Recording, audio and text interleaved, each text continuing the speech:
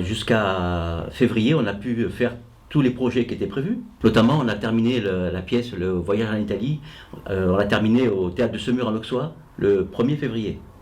Puis après, bon, est arrivé donc en mars Ce qui est arrivé, ce qui est arrivé, ce confinement. Et là, donc, effectivement, bon, pendant 2 mois, comme rien.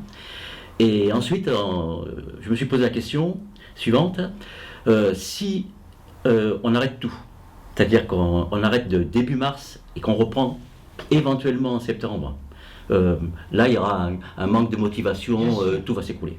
Donc on a essayé de trouver une solution, et cette solution ça a été de faire le 3e trimestre de théâtre comme aux mêmes horaires exactement, sauf qu'on l'a fait en visioconférence Zoom. Donc avec tous nos groupes, on a 30 jeunes, avec donc le groupe des ados qui sont 8, le groupe des pré-ados 12 et le groupe des enfants 10.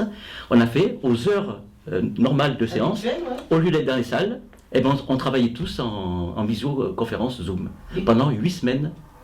C'est-à-dire au début, alors je reconnais que moi j'étais pas très très fort en ce domaine, et j'ai été aidé par des élèves qui étaient en 6e, 2 ou 3, on a fait des essais, on a essayé, puis on s'est dit ma foi ça peut marcher. Ils avaient leur texte avant, ils avaient eu le texte heureusement 2 semaines avant le confinement, ils avaient leur rôle, et on a pu travailler complètement, vraiment très très bien. Alors, avec les limites bien sûr, pas de mise en scène. On a travaillé sur le ton des répliques, on a travaillé sur la mémorisation, et on a vraiment bien avancé.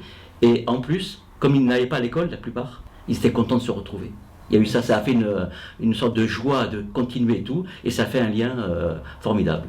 Alors j'en profite pour remercier les familles, parce qu'elles ont mis toutes, 30 sur 30, 30 familles sur 30, ont mis à disposition leur matériel, ordinateur et tout, aux heures de répétition. À disposition, ouais. Tout le temps, donc voilà, sans arrêt. Il n'y a pas eu de bug, tout a été fait. Donc ça a été à la fois bien sur le plan du théâtre, donc on n'a pas perdu de temps, et ça a été bien sur le plan des relations entre eux.